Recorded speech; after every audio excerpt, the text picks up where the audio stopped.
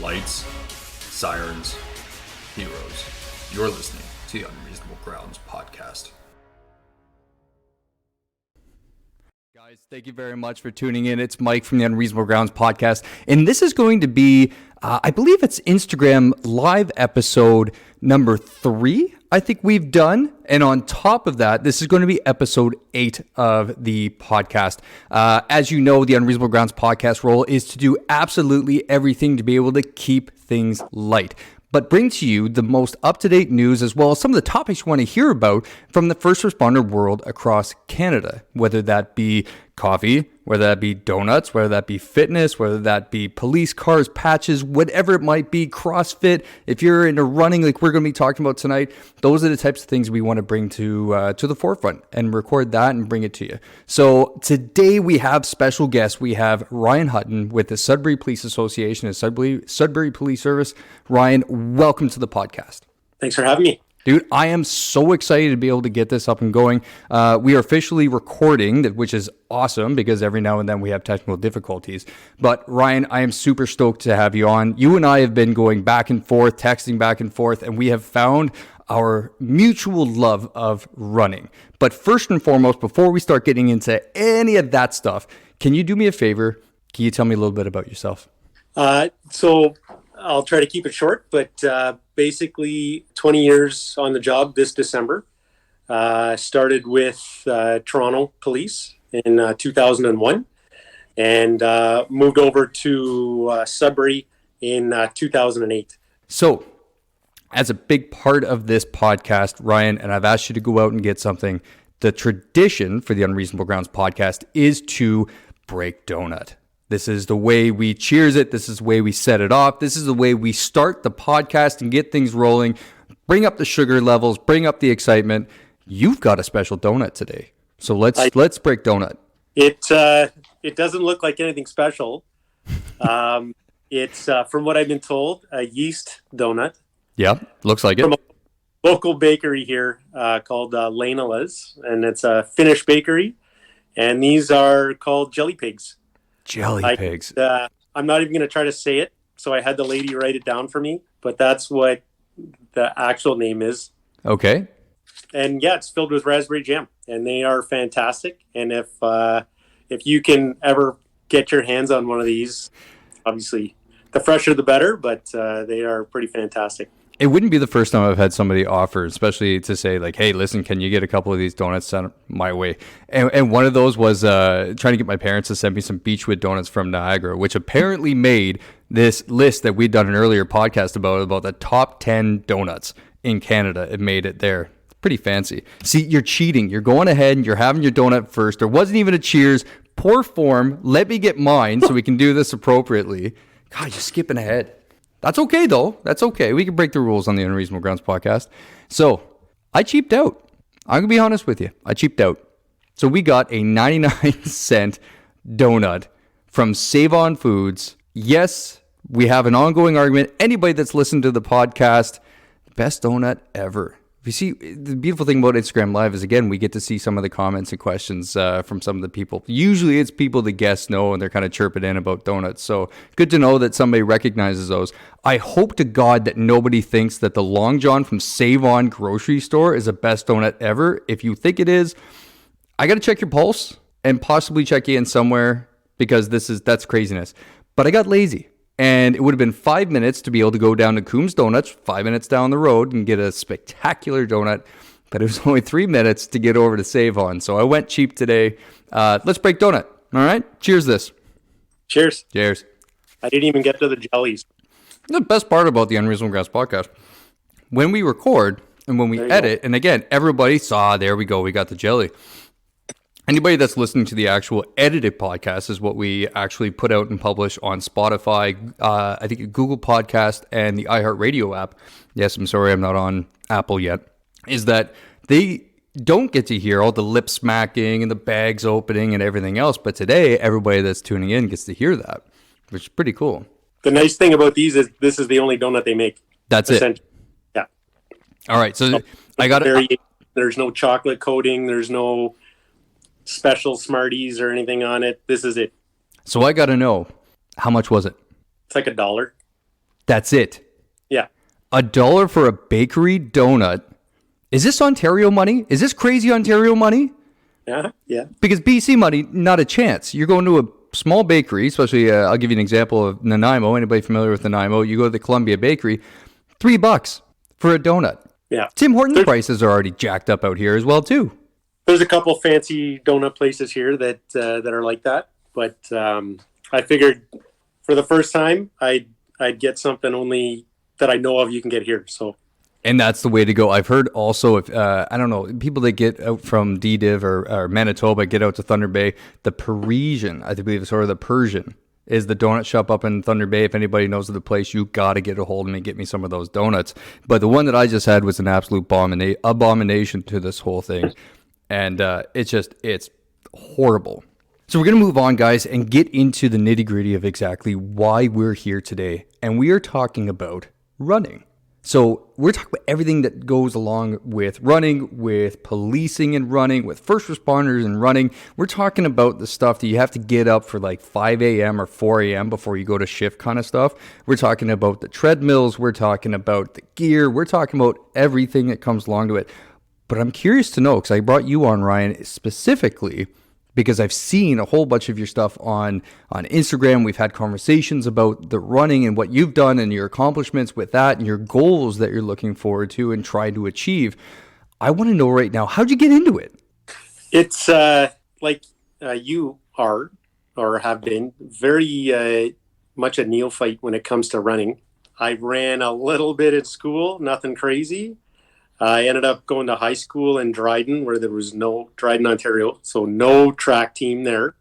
And it wasn't until basically I was applying to police college, or to Toronto Police, I guess, and I had to do the shuttle run. So they told me I had to run at a certain time. I never really ran, so I took out an old pair of running shoes. They gave me shin splints immediately. Oh. Ran. Do you remember what they were? Do you remember what kind of running shoes they were? I have no idea. Brooks, maybe something. Way before Brooks was a well-known running shoe maker. Cement soles. It's fun. I used to sell them at Joggers. If anybody familiar with Ontario and knew the Jogger stores, yeah, I used to sell them. I'm sorry if I ever sold you a pair of Brooks running shoes. Oh, they were terrible. I was forced to do it. Go ahead. I didn't even know what happened. I didn't even know what was going on. But, it's funny. Like, I would drive to where I was going to go for a run, which would be a cemetery, because you didn't have to worry about lights and you didn't have to worry about the crazy drivers, and you could just get her done, right? And then I got on, and the next running was basically at police college, and they were mandatory runs. And that's OPC? Yeah. OPC. Elmer, beautiful Elmer, Ontario. Oh, there are no mandatory runs. They don't make anybody do anything they don't want to do, essentially. You have to do the shuttle run.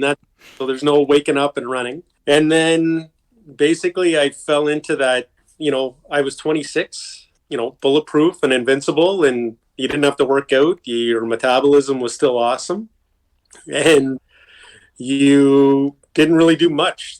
Toronto was working the sevens, so it was like 7 10-hour day shifts, 7 10-hour afternoon shifts, 7 8-hour night shifts, and Court went to either afternoon shift or off duty.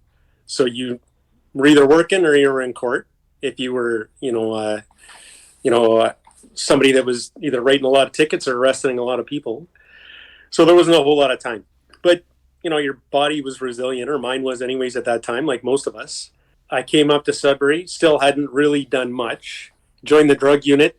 And after about 3 years, I caught a picture of myself laying in the snow after a hot tub and couldn't figure out how I looked the way I did. But 3 years of sitting in a car, doing surveillance, eating, took its toll. And I took a bit of an oath to change that immediately. And I ended up signing up for a couple Tough Mudders. And did those as a team and as a group. So it took some training. Yep. But not really like maybe running on a track a little bit. And after I did a couple of those, I decided I'm going to I think I'll run a half.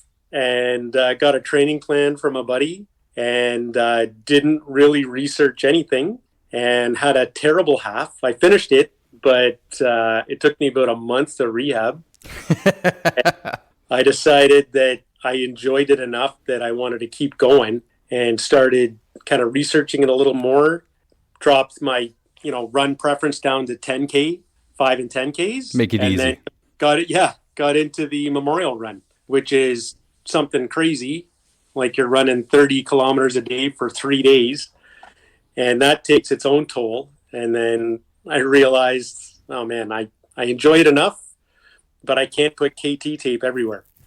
So I got to figure out how to switch things up. And I started researching a little bit more, and I signed up for a full and ended up having to do it virtually because of COVID.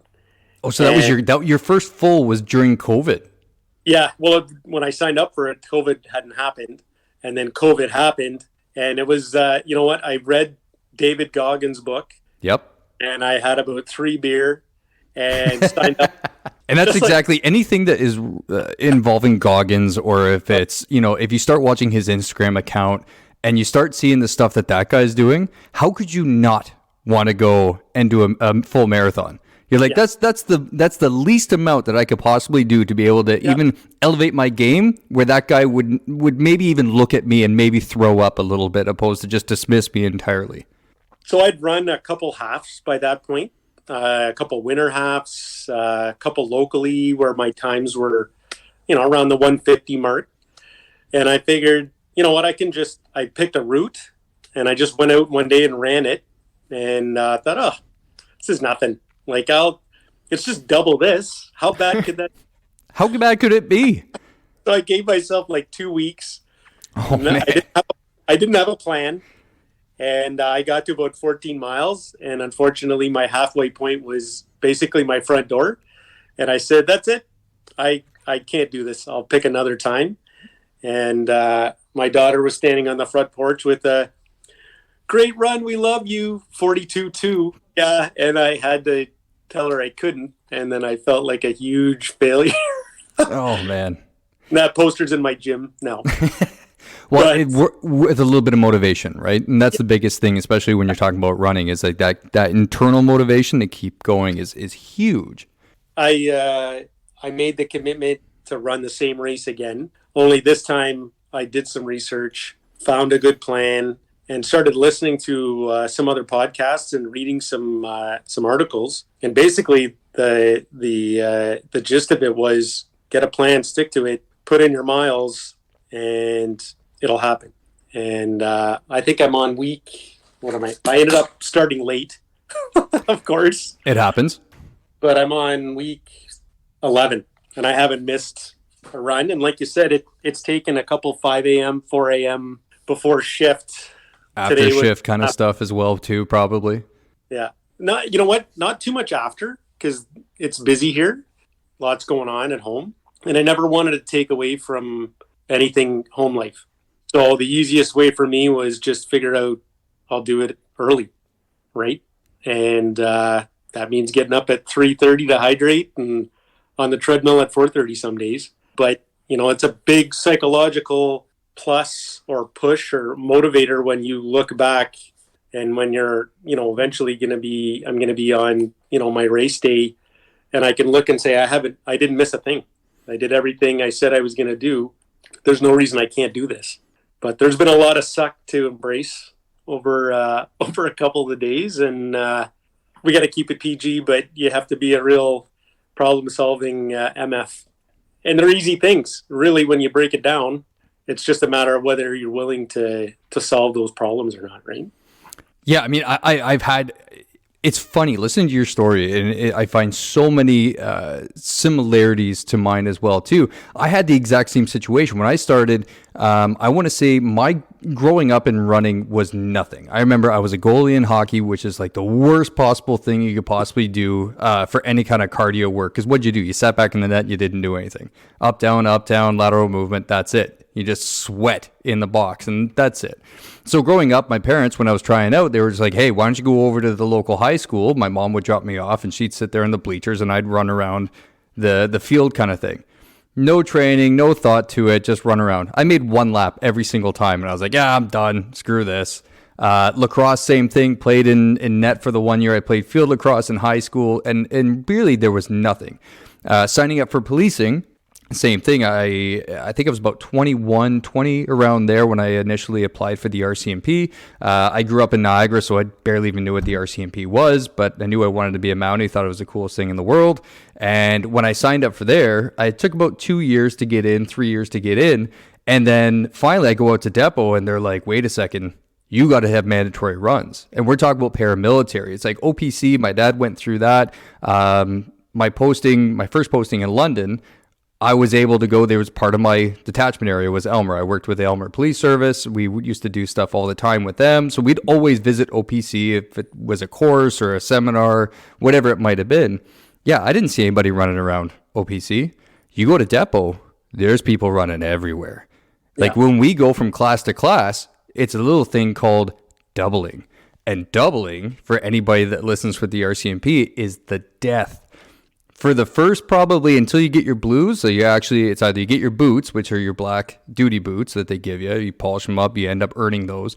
You have to go in civvy shoes or running shoes in like your regular uniform, and you have to put your hands up by your chest, and you have to do a light jog. And this is like little steps in cadence with your entire troop as you're running and marching from one place on the base to another. Like you would think it was adult education. They always say it's adult-oriented education. Oh no, they herded us out. We used to walk around like lemmings, just like going around the base. You want to talk about shin splints? There were more people got like those, what they call them, minor fractures and that stuff in their legs and like micro fractures. It was absolutely brutal. So as I go out there and I get this and I'm like, holy crap, this is legit. Like I have no training in this. I'm going to die if I don't, get better at running. And it didn't get any easier. So I go through depot. I went through twice, unfortunately, because of a head injury. So I was there in 07 and then I ended up going back in 08, graduated in 09. I get past my first couple of posts. Again, I worked in federal policing to begin with. So again, sitting in a surveillance car for 10 hours a day for the first 3 years. That takes a toll on you. Zero fitness. There was no incentive to go out and work out. I go out, I take an LDP up in the middle of nowhere, up in Grand Isle, BC, community of about 100 people. There's grizzly bears, wolves, moose, everything out there, lynx, cougars, like you name it. I'm not running outside. There's no damn way I'm running outside. I got the treadmill, but when you're working 12s, like 10s, 12s, whatever we were doing, I didn't want to run. I got all the way to when I was working again in federal, when I was in Prince George. Same as you, like you said, you saw yourself in a picture and you were like, how did this happen? I ballooned up to about 275 when I stopped looking at the scale. And then eventually I said, holy crap, what am I doing? Like, what's happening? And I had to make a change. This was the same time I was obviously being affected by PTSD and dealing with trauma that I've dealt with in the past. That handshaking a little bit with the lack of fitness caused just an absolute storm for me. So then I made the difference. So I started off, I ended up going running. My very first run was a 1 mile run. And I thought, I'm going to go from my house in College Heights. I'm going to go downhill. Let's make this as easy as possible. I'm going to go downhill. And my first mile, I failed. See, I run in miles. And that's the thing. Like me, I see all this stuff, the ultra. So all the time. Yeah. For running. Yeah, I run in miles. I can't think in Ks because the Ks just flip by as you go. I'm like, let's make this harder. We're running in miles. So I go down the hill and I do it, and I'm shuffling. And I'll tell you one thing, my gut is like a sack of potatoes going up and down. I felt horrible. I was horrified by the fact that my body was just like a complete milk bag as I'm going down the road. And I'm like, God, people are looking at me. I've got a lot of members, officers that live around me. They're going to see me out there, whatever it is. All this self-doubt, all this, like, it's just a poor image, and the rest of that was absolutely horrible. So on top of that, what I do is I just keep going, though. Keep doing it. I cut sugar out of my diet. I started seeing the weight drop off. I started seeing a whole bunch of changes physically in that.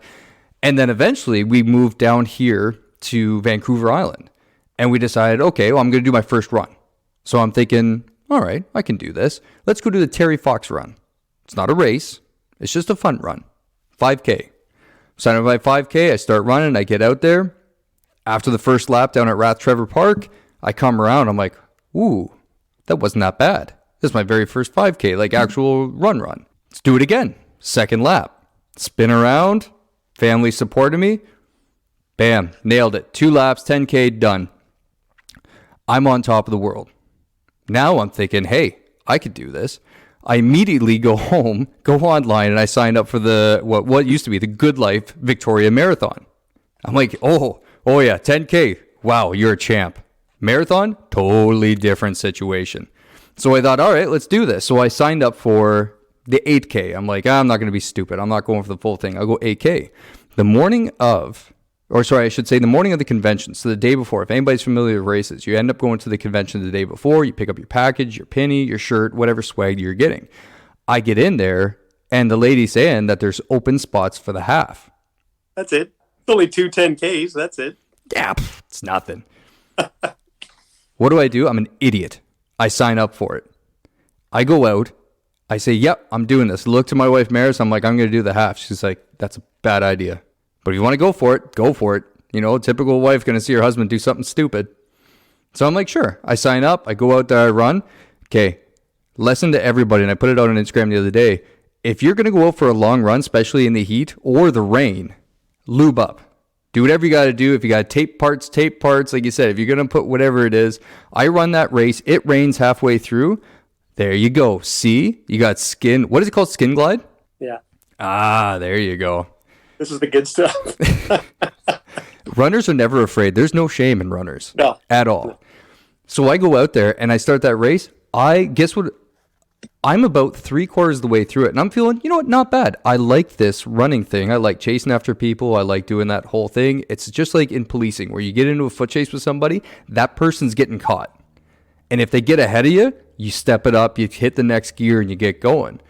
Me, I have now successfully rubbed the ends of my nipples off. And we keep this PG as possible. We're talking about a medical condition here, people. I have rubbed my nipples off and my shirt is completely soaked in blood with blood lines down there. And it's not sudden. That builds over time. And I've got probably 6K left in the race.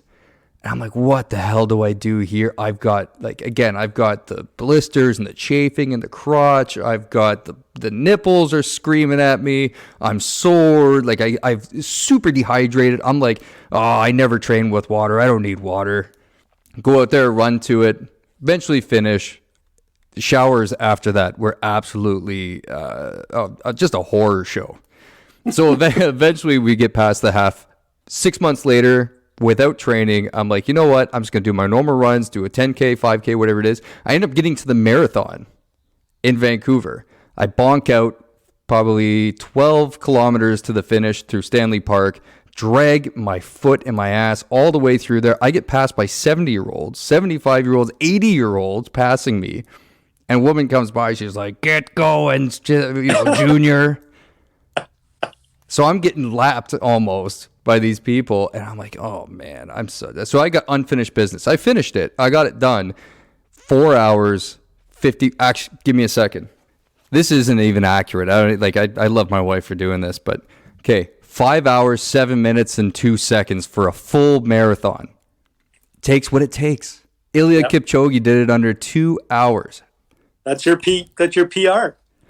5 hours, 7 minutes. I think I could beat that with some training like you're doing right now. So my same thing with you. I mean, Ryan, my eventual run into running and build up to running was very similar. But something I want to know about you and getting back to your running, what were some of the hurdles that you really hit when you started getting into running? I think the big thing was just, trying to convince myself that it was something I could do or I should be doing.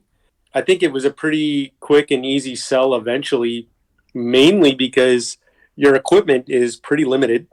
It's not a big expense and you can do it anywhere, pretty much any time, right? If you're willing to do it. So whether you're, at a conference or you're, visiting family, it was pretty easy to make it a destination running became a popular thing for me, right? And having that extra bag that was always popular with all my running stuff, because you never know what you're going to need. And regardless of the weather, I would have pants and hoodies and 3 pairs of shoes and I would get questioned on it every time. And By non-runners. by other people who wanted to put their bags in the car, not me have two bags and one being a big running bag that had a bunch of stuff that maybe wasn't necessary. But, it was just trying to, not be overly motivated about it, not take myself too serious, but still try to be serious enough about it. And then work like anything, right? It became a hindrance and it was an easy thing to skip. And until I actually started this last program, if I missed a run, I missed a run. If, I would plan that I would run on my lunch break, inevitably, like, anything can happen. And it would happen more and more where I wouldn't get a lunch break for like 5 days. And then it had been 5 days where I hadn't run or done anything. And then it was like a little switch that went off to say, well, I can solve that problem by just running before I go to work.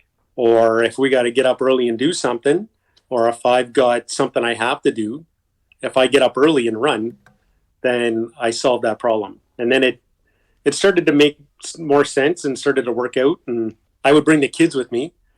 So my daughter's 12 and she loves it, probably because I love it. And she's a pleaser. My son is 15 and I don't know, he's a hockey player and he plays volleyball and he plays basketball and nobody knows how he gets up and down the court or the ice the way he does because his form is not the greatest, but he gets it done and he's got good hands and for hockey. But when we go for a run, it's like a fish out of water. He's flopping around and super inefficient, and it's a bit of a struggle. I had to stop telling him what to do.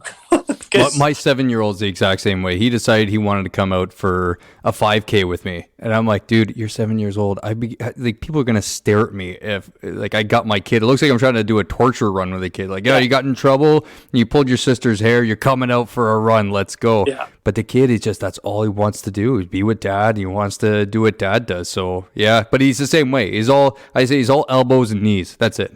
Yeah, my daughter's like a natural. She came out for the first run and she just bouncing along and her ponytail's flipping. And I'm like, where did that come from? I had to fight hard to get form and you're just doing it like it's, born India. So hopefully she keeps on it, but she's addicted to TikTok now. So TikTok cops, right?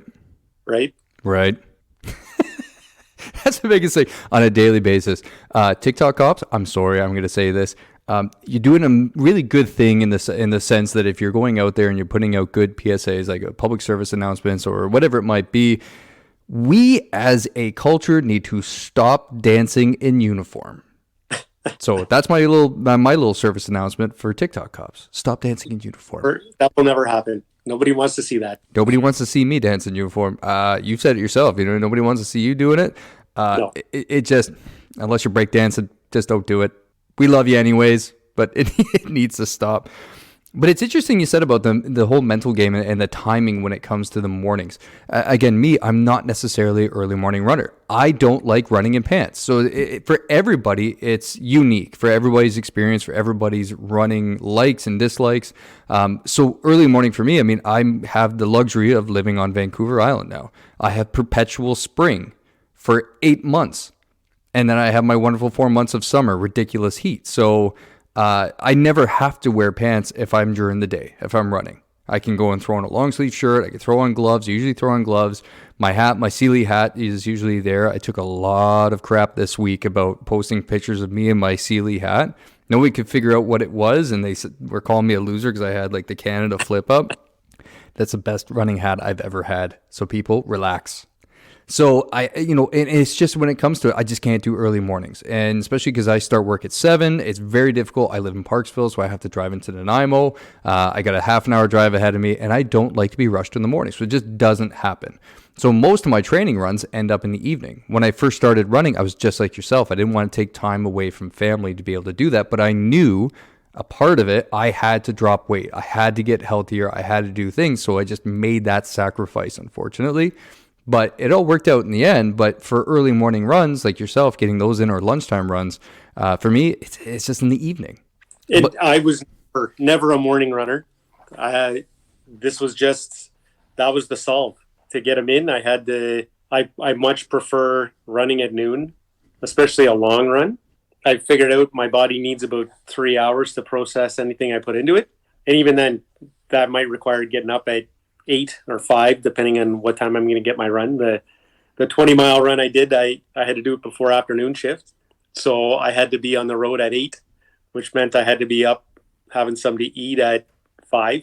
And, it's when you're selling it to yourself and committing to it, and it's a goal you want to have, it's amazing what you can accomplish and what is okay. And in the beginning, a lot of the sell was, for me anyways, was I can work 3 hours overtime for work. Why can't I put that time in for myself? Or, I might be tired, but, when it comes to family, I could be tired and go to work on 3 hours sleep because they asked me to come in because there's a detail or something major's going on. And I'll gladly go in, put my suit on, and be there and be committed. If I'm tired and my daughter wants to get up and do some crafts, I should be able to give that same level of commitment. Yeah, especially for the running, right? And getting out there and doing that for yourself. Yeah. Doing it for family is a big thing. I mean, that's another thing that I did. It wasn't just the running was for the family, but it was the mental health side of it. It was, dad getting into a better place in his mind and being able to not be grumpy all the time, because running was that one thing that just kept me centered, kept me going, kept me focused, whatever it might have been, just kept me better than I was before. So it was making that commitment to the family. And then, like you said, it's something that you really do for yourself, by yourself, when you're out on the road. And yeah, the mental block to be able to get that, and the internal sacrifice is huge. It ends up being a win, right? It ends up, translating into everything, right? It's a metaphor that translates into all parts of your life if you want it to. And people see what you're doing, and people see what you're posting, and your family sees what you're doing, and they it'd be different if I was miserable after every run, or miserable before I went for a run, or negative. That's not going to motivate anybody. But, down the road, it might motivate them. And, hopefully it motivates people I'm working with, and they can see, if Ryan can get up at 4 a.m. and go for a run, why I can go for a run at 4 a.m. Right? Yeah. So it's one of those things where it's like, so can I. Yeah, I can do it. We can get this done. Yeah, and that's the biggest thing too, is like you said, it's the Instagram stuff and people being able to see like the pictures of the runs, whether it be the treadmill, whatever it might be. It's a big thing to be able to get those on there, and like you said, it makes a difference. One of the things that I notice as well too is that it's the before and the after photos is what gets me. That was the one biggest thing that got me going when I was starting up and running, and that was being able to see what people look like before and after. Now, I had the ability to be able to see a whole bunch of people that I worked with up in North District out of Prince George, and those people that I saw out there running every single day, I was like, those are natural born athletes. These are people that are doing it every day, day in, day out. They look awesome. I wish I was that. And then I find out that those were the people that were like 350 pounds. I'm like, yeah. How? Explain to me now. I'd be dropping lunches to go find these people and be like, please tell me, how are you doing it? Like, how'd you do it? Well, right now, I'm going to stop you and you could tell me how you did it. Right, I'm going to start making notes. And they'd be like, put the damn shoes on. Get on the road. Just work out. Just do whatever you need to do. So yeah, the Instagram stuff is huge. I started to see a lot more of it. Strava, if you're using Strava, you can see some of the stuff on there. If you're using, I use Garmin as well too. Garmin, the social network side is not very good, but the Strava stuff is solid. And I use that for a little bit of motivation as well too. I started with Strava. I went through a couple different, fitness trackers. I had the Under Armour one. It was okay. The first shoes I had were those Nike Shocks. Ooh. And it had the little pod that would go in the shoe. Oh yeah. That was for Nike Run, right? It was Bluetooth to your phone. Yeah. So that was good, but the shoes were not. I think I actually took a picture of the little opening in the bottom of the shoe under the sole and sent it to our Intel guys to say, hey, make sure everyone's checking the sole of these shoes when they arrest anybody wearing them. It's a total hide. Yep.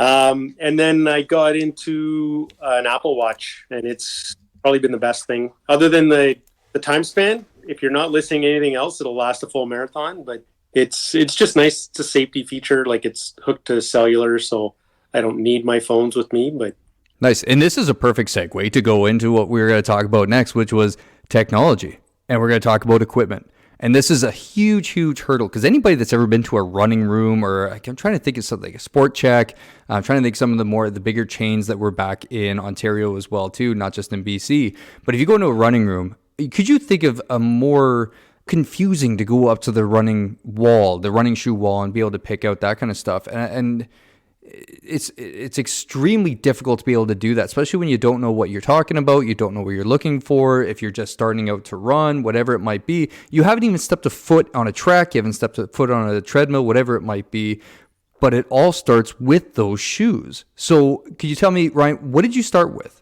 I'm pretty sure it was a pair of Asics. Actually, I still have them. So these are the first ones I had. Very heavy. They're now my winter running shoes. I put cleats in them. Oh, yeah. Fantastic. Winter. I mean, what is winter? I don't know what this winter thing is anymore. I run on the lake on them. We have a skate path that's about 1 kilometer, I guess, maybe 2 kilometers. And there's no hills, obviously, because it's a lake. So it's fantastic. People look at you a little crazy, but that's part of being a runner sometimes, I think. Yep. And then I got into the Saucony Ever Runs, which were probably my favorite shoe so far. The most comfortable.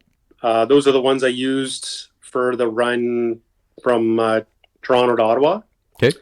And then I completely fell into advertising and bought the Ultra Boost 21s. And I made my first run a half marathon in them, which was probably not the smartest thing you could ever do, is run that far in a new pair of shoes. It's the worst idea. Like, I did it. We'll get into that, but I did it. So yeah, I can completely understand that and I'm just to be honest, it's the dumbest thing you could possibly do. I geeked out on them so bad, and I wanted them so bad that I got them like the day before the training, the day before the half I was running for my training. And I'm just like, screw it, I'll wear them. They feel good. From what I've heard and what I've listened to in a couple podcasts, the Rogue Running is one I've been listening to quite a bit.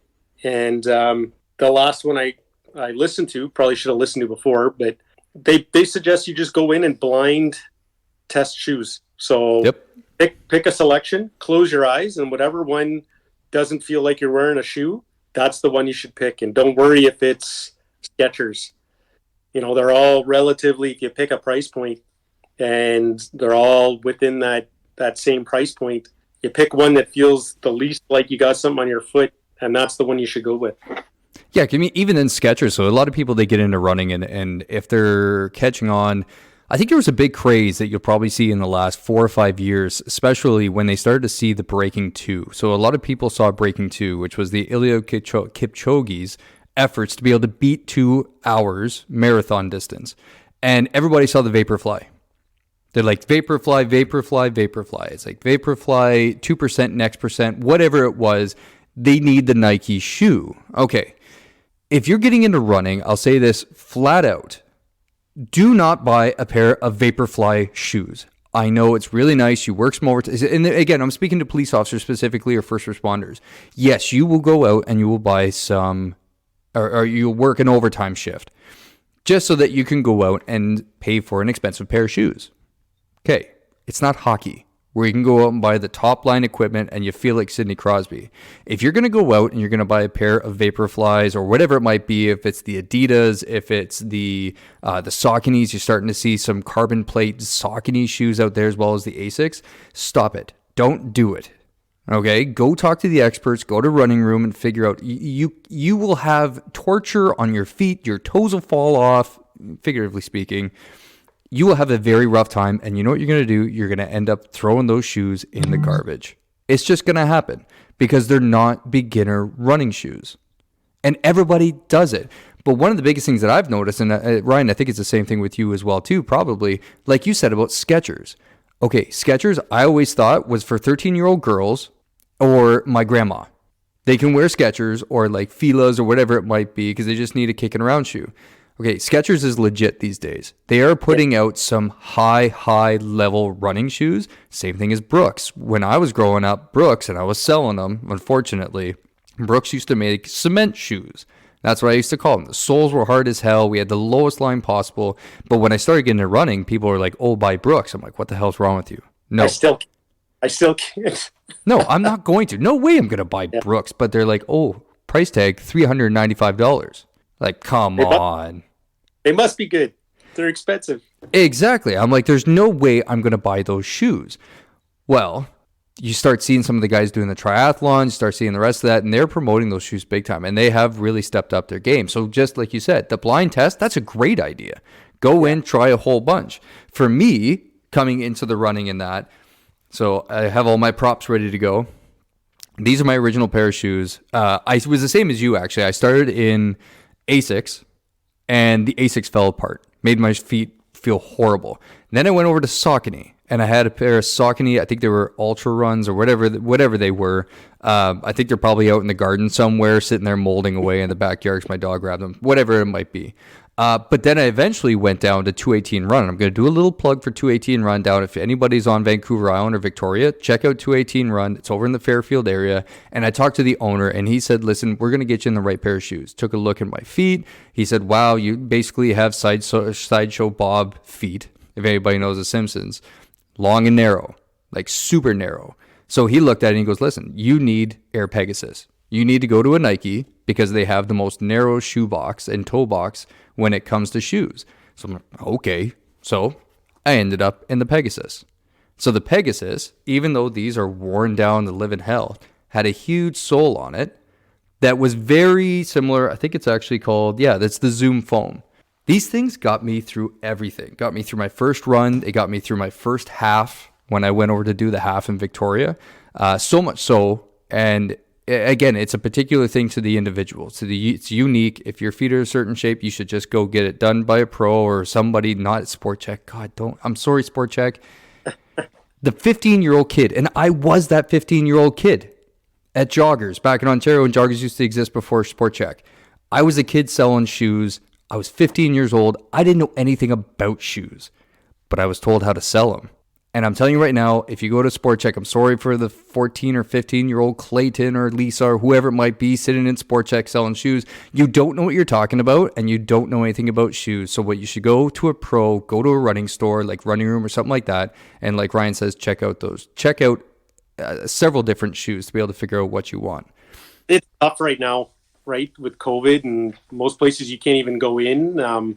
I think, if you could go have somebody, look at your stride, look at your gait, see what you're doing, but it might help, I think, if they're not just trying to sell you the most expensive shoe they have. But so let's talk about that a little bit there, Ryan. So how much did you spend on your first pair of shoes? Do you remember? I want to say they were under 100, probably under $100, 150 maybe, because I didn't really know what I was doing. Actually, these ones came from my chiropractor, and they were free, and they still have the insole in them. And I remember telling him I went for a run with the chiropractor insole, and he's like, orthotics. Yeah, you can't run in orthotics. I'm like, well, whatever. I kind of have to wonder about that, especially with, and I'm trying to think, it's the feet doctor, anybody that's out there. Like, yeah, they give you orthotics and they look at you like, these are athletic orthotics. Yeah. So I'm going to run on ceramic plates. Wonderful. That's awesome. It's concrete. Again, you can't run on those. No, I don't use them anymore to run. But yeah, that was basically my selling point, was whatever I could get through the chiropractor, because I was just getting into it and I didn't want to really spend a ton. And it wasn't until I started to become serious or think that I was serious enough that I spent a little bit of money. So the Sauconys, I think, were probably $200, $225, I think. Yeah, and that's a pretty decent price, especially when you're dealing with running shoes and that. I would say that the Pegasus were probably about that. They were probably about $210, $220, a little bit more than I wanted to spend at the time. But I'll be honest with you, after about a year, I bought another pair. And every year, the Pegasus get a little bit different. And these ones were Pegs 35s. So I ended up picking up another pair of those, which were the Peg 35s, but I got a pair of blue ones. And anybody that follows the Instagram account would see that I love those shoes dearly, but they're dead flat now. So I ended up picking up a pair of Peg 37s recently. Yes, I went to Sport Check, but I found a good deal because they had Peg 37s there, and the kid didn't know what he was talking about, and I got a great deal on an amazing pair of shoes, and I probably spent another $199 on those. Good start range. Go out, find about 150 to 200. It's an investment you're going to have in running. They're not going to hurt your feet in most cases because there's no ceramic plates. There's nothing fancy with them. You don't need to have the fancy shoes. Just buy something, like Ryan was saying, that just fits right. Yeah, but moving on from the shoes and that, now when it comes to the actual running itself and for road and trail, most of your stuff is road, right? Like you don't do a whole lot of trail. It's about half and half. We have, I try to hit as many trails as I can, and we're pretty lucky here. So it's, like I said, it's kind of a mix. The trails are either crusher dust. Sometimes they're a little bit of heavier gravel. And then we have a boardwalk that goes around our lake. But, you're kind of stuck. Like you can't just do a full half trail run. There isn't enough space. But we're, it's not Vancouver Island, but you can see some water for the most part if you want it. And that it becomes probably the main part of my every route has me running on the lake or running by the lake anyways. But even I imagine even for policing, because we center around the policing side of it, trail's hard because especially when like for us here on the island, it's, if I'm working or if I'm going for a run during work, because we do get our hour of fitness time that we can use per week, but we also go for team runs in my unit. So what we do is we go out, but there's always that thought in the back of your head. Once we go to Westwood Lake or wherever it might be, you're like, damn, if I get the other side of the lake and we start, because we always have our phones on us, we get that phone call, like we got to go, like our unit's got to go.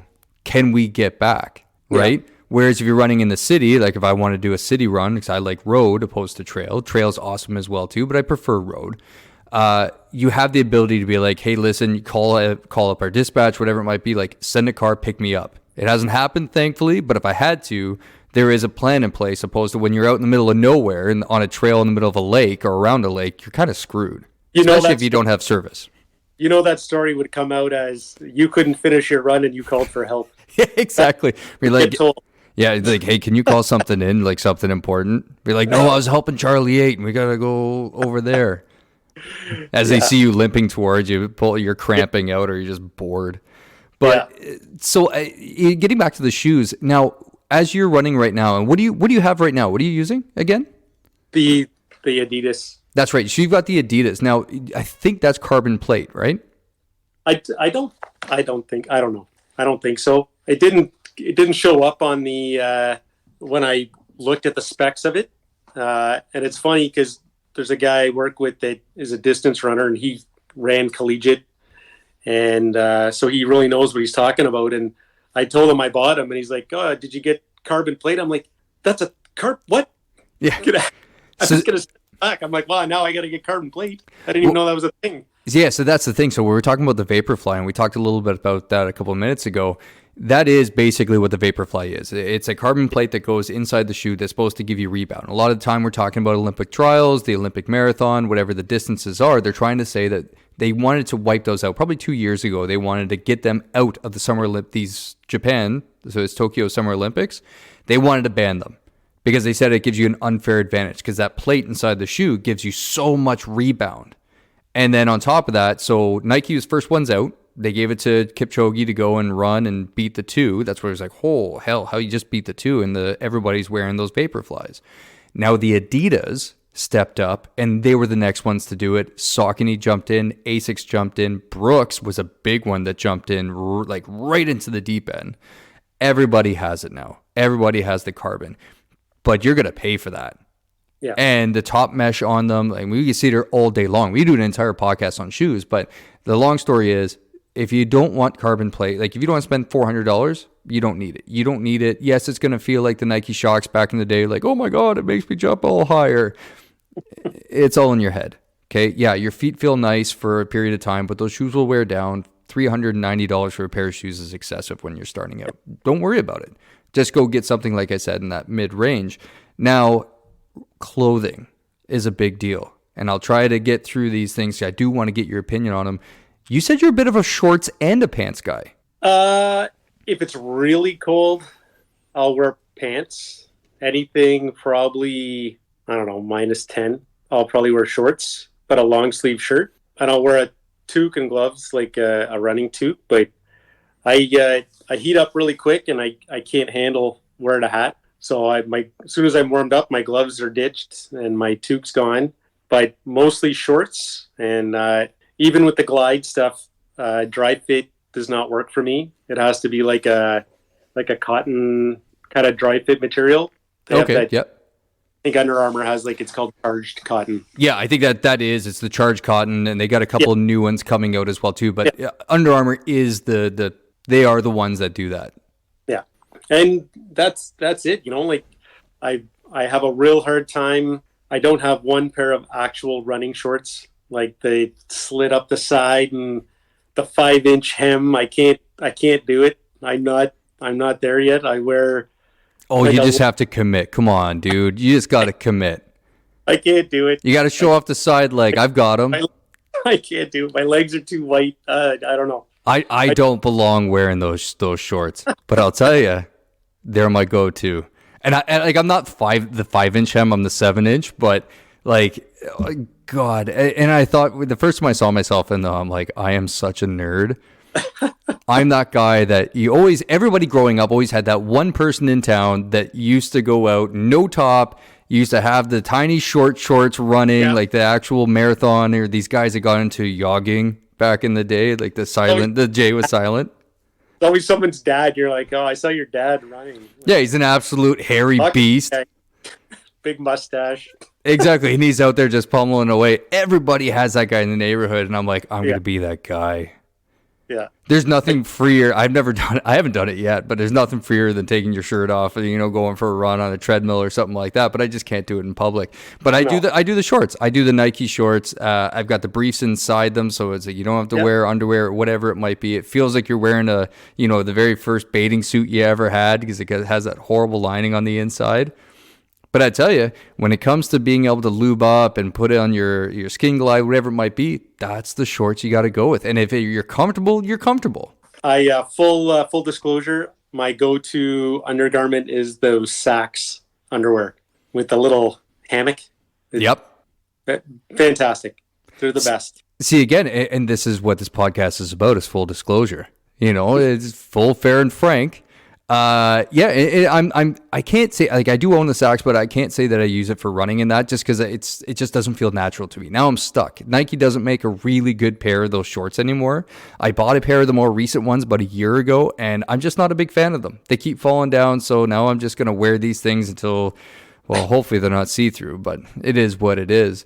And then shirts, you said you got the charged shirts. You got to go kind of a cotton polyester blend probably. I prefer not the dry, and everybody seems to go to dry fit. Yep. So I struggle with it a bit, because they smell really bad after one run, and they just you can't wipe your sweat off with them if you need them, right? It's useless. But that's the cheapest shirt that everybody gets, that every run event has, or any organization that's promoting something, that's what they use, and it's tough to get people away from that. Yeah, and I'd say, and I'm going to put this out to anybody that's watching, and I know the people that listen to this podcast as well too. If you're running an organization, if it's a charity or whatever it might be, and I'm speaking maybe specifically to support retired legends, because I know them and they were amazing people. Find me a charged running shirt that is amazing. Put your logo on it, and I'm buying a ton of them, because that's what we need. We need good, that awesome running shirt out there that Ryan's talking about, and it's going to go skyrocketing. It'll be your number one seller. And they handle your body a little bit better when you're cold. Those dry fit shirts are the worst when you hit a little when you hit a bit of a chill, or you got a little bit of chest hair. There's no hiding it. It's puffing out, and it's not good. Oh, it's horrible. Yeah. I got it. And I wear them underneath. I got a Solomon running jacket that I wear in my perpetual spring and fall up here, or out here on the West Coast. And I just sweat. I literally sweat, and it's like a waterfall coming out my shirt there. Just I like to get rid of it. But if I was wearing the charged shirts underneath, so I got a couple of I got one Solomon and a couple of Asics, I think it is, or not. Yeah, New Balance, the New Balance shirts. Yeah. That I like. Those ones totally different. Sticks with you, but keeps you warm. So I do enjoy keeping warm out on the runs. If I can stay warmer, it's better, obviously. Getting into, well, I'm going to bypass socks. We talk about socks another time because, it's either you wear tube socks, whatever it might be. Stop wearing tube socks on runs. I see you out there doing it. Stop it. It's embarrassing. Technology. You were talking about the Apple iWatch. Tell me, what are you using right now for technology? So it's just the Series 3 I got into. It ended up being a good deal with our Bell contract. And I kind of wanted to see how it was. And it's been good between the fitness. They have a built-in fitness app that gives you your heart rate and links to your phone. And you can take your phone calls on it. And all your music from your phone is on it if you need it to be. And hooks to Strava and whatever other tracking software you're using. And it just was pretty seamless and pretty simple to get into. And I relatively lower, I guess, on the price point when you consider like Sun2 and Garmin, and you're not spending $1,500. Like that was one of those things. Like as much as I would love to get one of those, I also didn't want to have something separate. I didn't want to have a running watch and then an everyday watch. So I wanted one that I could wear at work and was going to look like professional. Yep. That it was going to be hardy enough. And I mean, the watch bands switch out. So you can have a sport band and then the next day you've got a leather band, right? So Amazon's amazing. You don't have to spend $300 on a watch band when you can get it for $50 on Amazon and it's pretty much the same thing, right? So what you're telling me is you don't want to wear a G-Shock watch to court. I have a G-Shock watch that I wear. But you're a cop. Come on. We all have I don't have a G-Shock watch. When I was in uniform, I had one because I wrecked so many watches, the crystal screen and everything. And unfortunately, I was only in uniform for a year when I got it. So now it sits in my drawer. It hasn't worked. I haven't had a battery in it for 5 years. So it just sits there staring at me, knowing that one day I'll wear it again. But that thing is just like the old Nokia Fido phones. That thing will last forever. You'll drop it a million times. You'll run it over the garbage truck, and that thing will still be there. Yeah. But yeah, I trying to use that for running it just wouldn't be my thing. Yeah. So is that the only one that you've had right now? Like, have you tried anything else out other than the Apple iPhone? I had iWatch. I had the Nike one first, and I didn't really like the interface with the app. Like I found it was a little spotty and I didn't really like the stats it gave me. I think it was probably 5 or 6 years ago now, so I'm sure they've improved it. The Under Armour, this was the same, right? So it was more about having now, because it was a fitness tracker and it tracked your steps, but it wasn't really a watch. So I didn't enjoy having this fitness tracker on and then a watch. It was just too much, and I didn't want to look like I was taking myself that serious. You don't want to be that guy. And to that guy, well done. When you've got the fitness tracker wrapped around your chest and you're out there, you're checking those paces, you're checking that heart rate, you're in zone 6, man. Well done. It's not for me because I'm not going to sit out there. I don't have the body for it. And I also have chest hair. So unfortunately, it doesn't really work out for me because I'm not shaving the beast down. So yeah, no, I totally get that. Too many watches, too much technology can never be a good thing, especially when you're out there and running. The biggest thing for me as well too, for me, it's Garmin. And I've dealt with Garmin for the last 2 watches that I've had.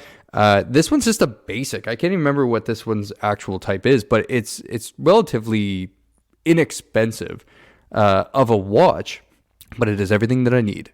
It hooks up to my phone. I can put Strava on, beacons on. So if anybody's familiar with Strava, I would suggest if you're living in a rural community, because I know there's a lot of my colleagues in the RCMP that listen to these and listen to the podcast. If you're out in a rural community and you do have cell phone service, do me a favor, go out there and get Beacon. Because if you do run into any kind of emergency situation where you need help, or if you're having medical, whatever it might be, that Beacon can save your life. The iPhones will save your life. They notice a fall, they'll call 911, whatever it might be. Check that out. Go on Strava, check out Beacon services. It's going to cost you probably about $35 a year. Very, very good service out there. This thing gets me to it, does what I need. It checks my splits, checks my pacing, checks my heart rate. I don't really care about heart rate, to be honest with you. It doesn't really spark my need for knowledge, I guess, and need for information and statistics while I'm running. I can do that just by feel. But yeah, this does the job, and it's like $150 for Garmin. So doesn't do anything fancy. Yeah, I can't do phone calls with it, and I can't, be like Dick Tracy back in the day with a phone and be talking to my phone or like taking pictures with it. But it does what I need. So for an easy beginner, like watch, whatever piece of technology, that's it. What are you using right now, Ryan, for earphones? Stace bought me some Amazon Bluetooth waterproof.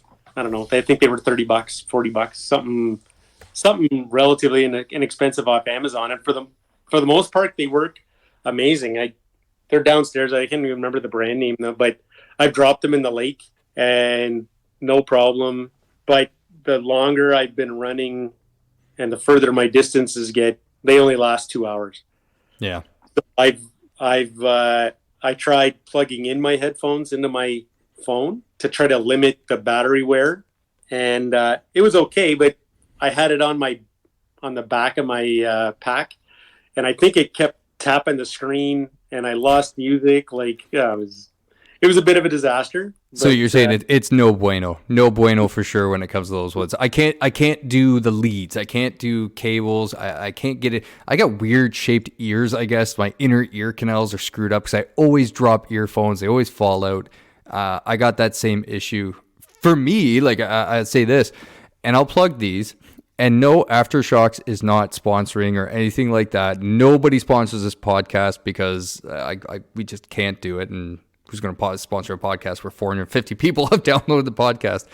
But the Aftershocks is something I will promote because I think they're absolutely awesome. So these guys go around the ear, they go around the ear, and they actually go by bone induction. And if anybody's seen those, it sounds super gimmicky. But basically, they go around and they actually just attach to this part of, I'm going to turn and try talking to the mic at the same time, and just attach sort of like where your sideburn is. And you get full volume in your head. It is the weirdest thing you're ever going to feel. It's the first time. But the beauty of it is that you actually end up getting full audio awareness of your surroundings because your ears aren't blocked at all. So if you got sirens, if you got somebody yelling at you, if you got your kids yelling at you to come in, whatever it might be as you're doing laps around the neighborhood, whatever it might be, they're absolutely awesome. And the other thing is that they're Bluetooth, so you can be running and you end up running it like I'm like yourself, Ryan. I keep my phone on my back. So what happens is that you're running and all of a sudden I can press the button and I've got Siri right there. So I say, Siri, call home, Siri, change the song, Siri, switch to this playlist, Siri, check out podcast. Dark Poutine, because I love the Dark Poutine podcast. If anyone's checking it out, check that out. But I absolutely love them. I have them for 3 years. They've gotten me through all my runs. And the nice thing is, most runs, the races, they're legal. Because some people don't realize when you're out doing the major marathons, headphones are outlawed. You cannot have headphones in a race because it is by race rules. You're blocking your ability to hear others around you, as well as staff, marshals, whatever it might be for the run. You have to be aware. So these, I've worn them all. I've checked with the staff at the races. They said these are fine. So if you want to listen to music, podcast, whatever it might be, whatever you need to zonk out to be able to get to finish that race, check those out for sure. But the last thing I want to talk to you about, definitely for sure, Ryan, is that the tracking software. So you use Strava right now. Yeah. Why do you use Strava? We got into it just because it was the easiest thing for everybody in our organization to jump on board with. So we started the Sudbury Police Running Club, which is sanctioned by the service, sponsored by the service and sponsored by the association. And it was like a really easy platform for everybody to get into, try before they actually committed and put their name in where other people could see what they're doing.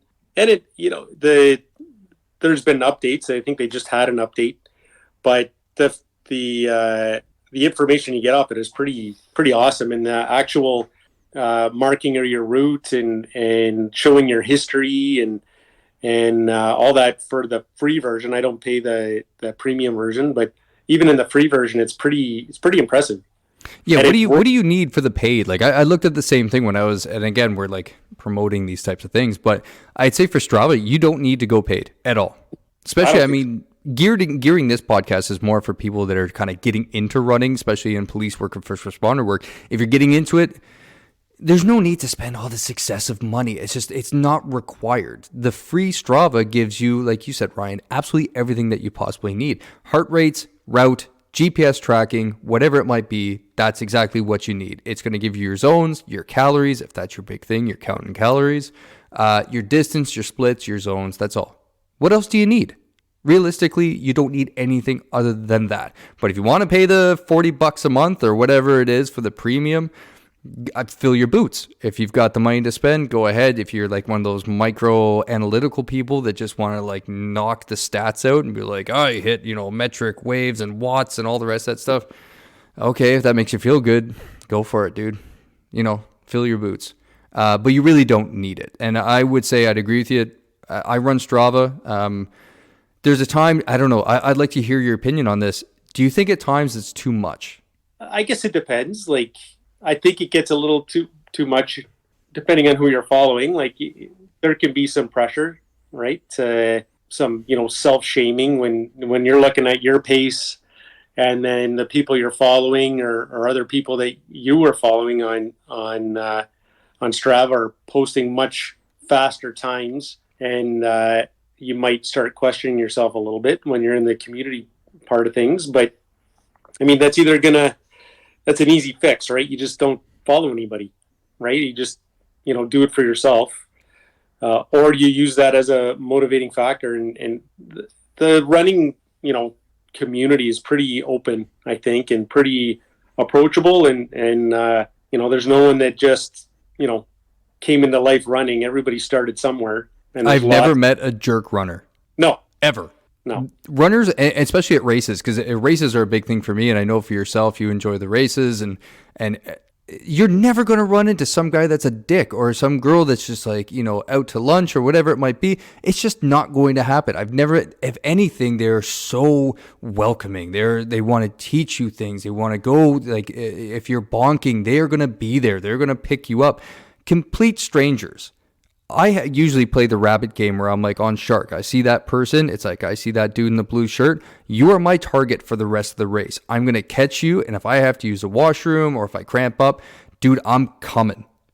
But the second I get up there, like, I got hate in my life for this person. I don't know them from Adam.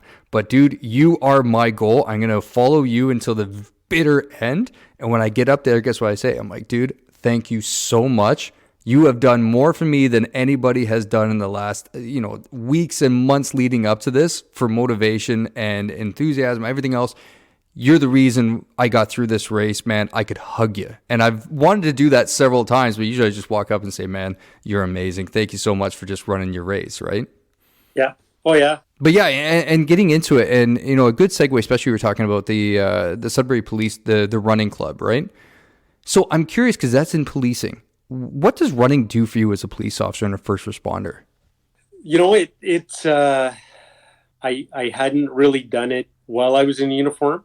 I mean, I laugh in my head a little bit that, I'm not a sprinter, but if you just keep running, I'll catch you eventually is all I think about in my head, right? Which isn't reality, right? Everything's, a 500 meter dash that, if I get you in that 500 meters, I'm good. And if you get past that, we're in trouble, or I'm in trouble, right? But I think, there's so much, negativity, and there's so much sedentary part of it, right? Where you're sitting and then, you're up quick, and, being on a shift where you're working, from 7 at night to 7 in the morning, I would often use, if I got a 3 a.m. lunch, to go for a run, and I would sell it to myself that I might have to run after somebody at 3 in the morning. or I might have to run after somebody, right before the end of my shift when I'm dead tired. So that was my motivation to push it and do that run, because that might be something I'd have to do, right? And when you're pushing yourself to do it when you don't want to do it, it's a pretty common theme and a pretty common feeling that you sometimes feel better after the workout or the run you didn't want to do for a lot of reasons. But when you keep doing them and you keep committing to it, you're in better physical shape. The more you do it and the more changes you see that are positive, you're not going to maybe eat that donut. Instead, you're going to pick something else because you just burned 500 calories and that donut has 400 calories. So why, unless you're going to eat the donut anyways. Or you're coming on the Unreasonable Grounds podcast. You want to break donut? You want to break donut with us? Come on, break donut with us. This morning to eat that donut. So there you go. I didn't, but that it becomes a big cycle that ends up, selling a better lifestyle, right? When you're running or when you're working out and when you're feeling good, everything else kind of seems to fall in place. And running is pretty simple, right? It's not like deadlifts or squats where, there's a technique to it. And if you don't know what you're doing, you could really hurt yourself. And we can all walk and we can all run. And it's, there's no, right or wrong as far as how fast you're going. It's what works for you. And, there's enough people out there that don't like running that no one's going to judge you for running. Whereas you go to the gym and you throw a plate on each side, someone's going to judge you that how come you can't lift 2 plates, right? Yeah, you're never going to see it. Not in running, and that's why I love this community so much, is that you're just never going to see that. I think on that point too, I think somebody that, I follow a lot of ultra marathons. I follow that world, which, man, that's a rabbit hole when you go down it. But Courtney Dewalter, one of the most famous these days, and she won the best trail runner in the world. She won all the rest of these. She's won some crazy races, as well as some of the stuff down in the valleys and the deserts down in the States. She's famous for saying, like, she was asked one time, she's like, by Joe Rogan, she's like, well, he goes, how do you do it? How do you keep going after 25 hours of running Moab? And she just easily says, she goes, left foot, right foot, left foot, right foot, left foot, right foot. That's it. It's all it takes. Simple. And, I use this especially, and like you're saying a little bit earlier as well too, about, we just now we're talking about the physical. We talk about the ability, and we start seeing it in our health. We start seeing it in our physical health. But the mental health side of it is absolutely huge. And we start to see leaps and bounds. We can use a metaphor for that left foot, right foot that comes with the running and can kind of seep into the rest of your life and bring in some positive, especially within our mental health, is that sometimes we get absolutely jammed up, especially in this job as first responders. I mean, we're talking about Mental Health Awareness Month with May. And a big part of why I brought you on as well too, Ryan, is to talk a little bit about this. But the biggest thing that we can do as first responders is left foot, right foot, left foot, right foot. Keep moving forward. Keep going forward. I've talked a lot about it when I do the live podcast, or not live podcast, but a live IG live on my runs. As I say, every now and then I love to do Instagram live when I'm having a horrible run, because I need to get it out there and I need to say it. I'm like, guess what, people? There are going to be times where you're going to have crap runs. You are going to fail. And it's use running as a metaphor for life. There are going to be times where you're working in general duty and CIDB, whatever it might be. We use it as our serious crime sections, our federal sections within the RCMP, whatever it might be, firefighters, paramedics, whatever it might be. And you might be having a really bad day. And it could be going absolutely south mentally for you, and you're just not feeling it. And I tell you right now, left foot, right foot, left foot, right foot helps me so much. That's all you got to do. And like, we all work with those people, and there's spotted throughout your life. If they're part of your family, especially, like, you can separate yourself from them if they're not. But at work, it's tough. But we all know those negative people, and it's tough. If you can find the positive in whatever you're doing, or find that little bit of something that's going to be your purpose, and it's a positive purpose, then and you focus on it, and your running's the same, right? Whether it's a jelly pig at the end is coming, or a pint that you've earned, or you're doing the right thing at on the job, and the result's going to be worth it, whether it's pushing past that 4-hour overtime mark to make sure that warrant gets written so day shifts can execute it. You've done everything you can do, and if you can get past the need and the desire to give in to expressing the negative side of things, it takes a little bit sometimes, I think. But if you can not talk about the negative, like when you come in and someone says, "How was your run?" If you just talk about the good parts, you sell it to yourself, right? And the same thing with work. If you talk about all the bad parts, that's all you're going to focus on. And if you can't get past that, people are going to start not wanting to talk to you anymore. Yep. Because nobody's going to want that. You become that guy. Yeah. And it's tough, right? And, it's usually an underlying issue that's going on. But personally, I've had lots of reasons in my life that I could be super negative and miserable, but I wouldn't be where I am right now if I gave into that. And I wouldn't have the people in my life that I have. And I probably wouldn't be doing the work I'm doing, right? And I definitely wouldn't be talking to you, because nobody's going to want anybody coming on a show that's just going to be super negative. And it's tough. You want to help those people that are negative.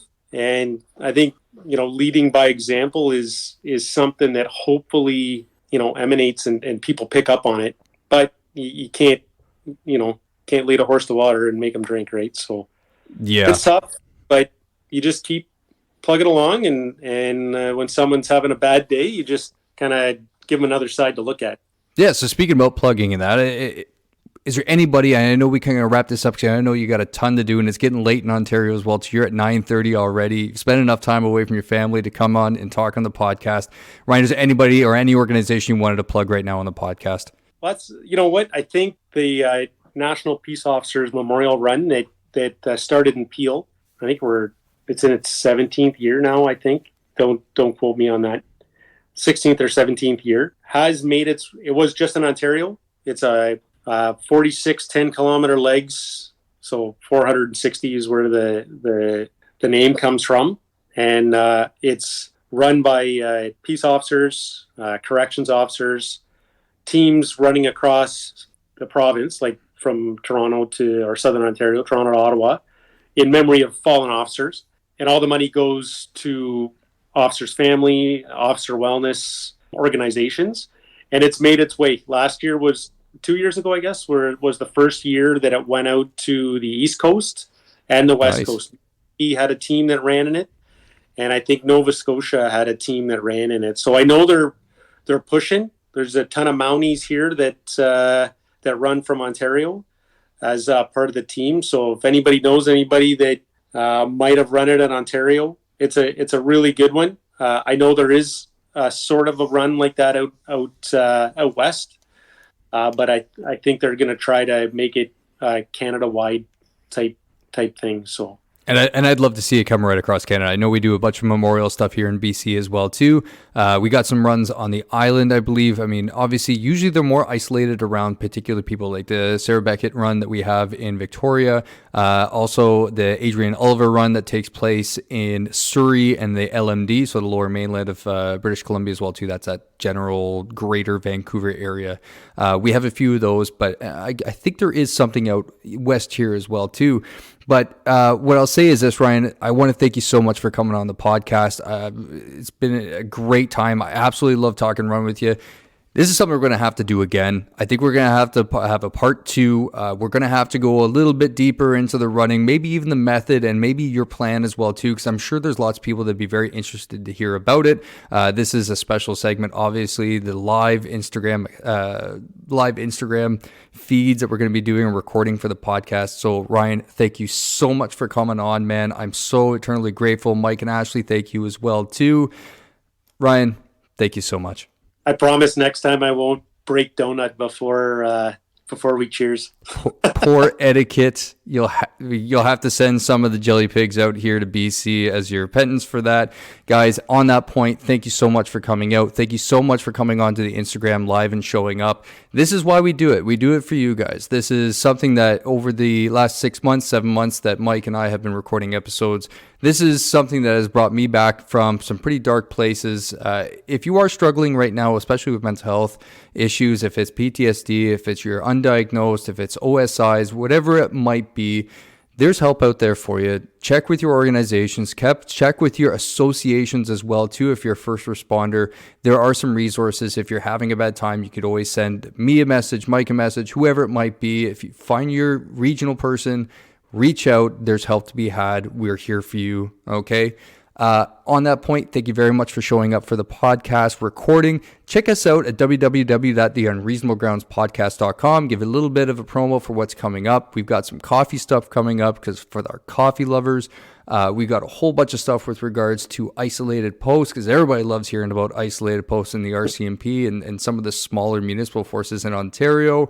Got lots of stuff coming up with that. We've got a few more episodes planned for interviews if that's what you guys like, or these interview style, because I love doing these interview style episodes. Talking cop movies as well too. We're going to be talking the best 7-Eleven food for those late night shift taquitos, whatever it might be. We got tons of content coming up. Check us out. Spotify, Google Podcasts, iHeartRadio. I'm doing my best to get on Apple, but unfortunately it's just not happening. Guys, thank you very much for coming out for episode 8. This is Instagram Live episode 3. Ryan Hutton, Sudbury Police Association, Sudbury Police Service. Guys, have a wonderful night.